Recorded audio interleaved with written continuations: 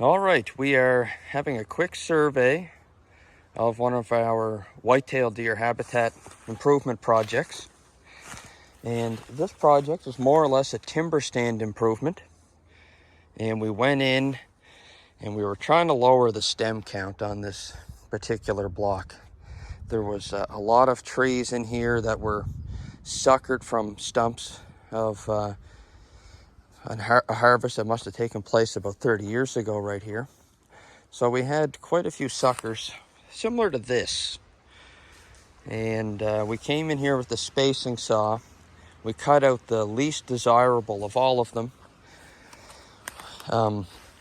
That being said, we also didn't want to create gaps in between good trees where there wasn't something growing.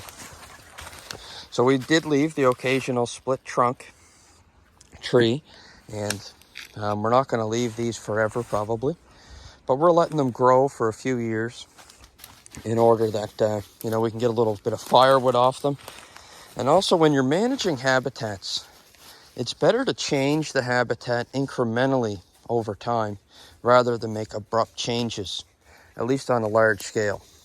Now, I know there is some benefits to large scale disruptions, but what I'm talking about is managing your woodlot sustainably and also improving wildlife habitat. To go in and make any large scale changes, for example, converting this entire stand of woods to a field or a food plot or something of that nature, you're totally disrupting everything that's already going on here. You're much better off slowly working at it. Now, this stand is primarily red maple, white birch, yellow birch, and some balsam fir, which we've been thinning out as it matures, leaving just enough for seed stock.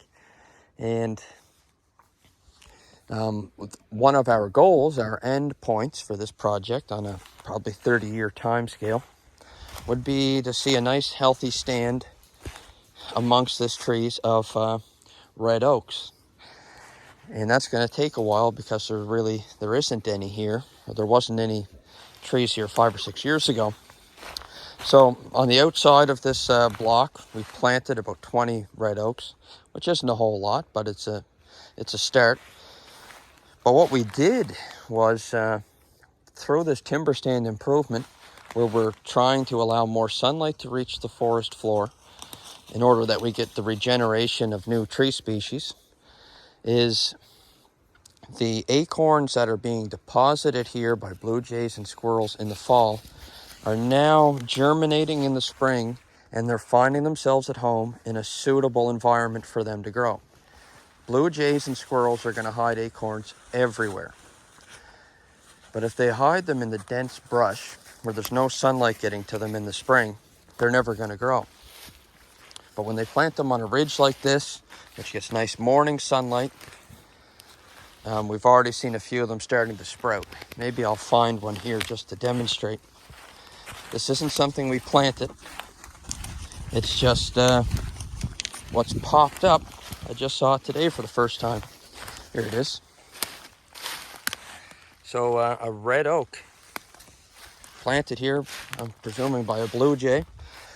So that's nice to see. Probably an indication that there's more in here yet to sprout. So what we're going to do next on this project is we're going to continue our work here, which was about a 30-meter swath. We're going to continue it down this ridge.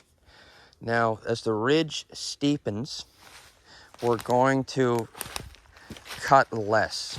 So we want to leave, the steeper the slope, the more trees we want to leave.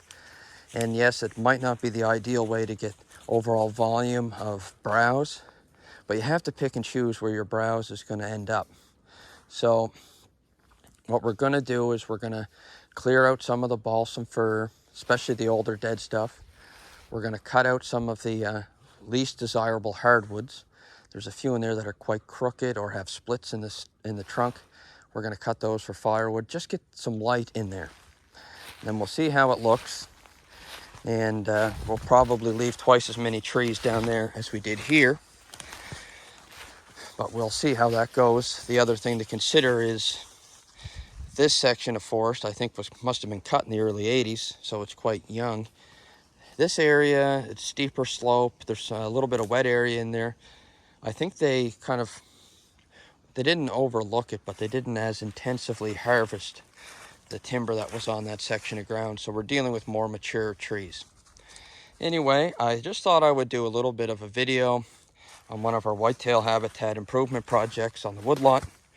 And the nice thing about doing things like this, not only is it improving habitat, improving biodiversity, but it's also improving the economic value of your property. And that's something that's very important.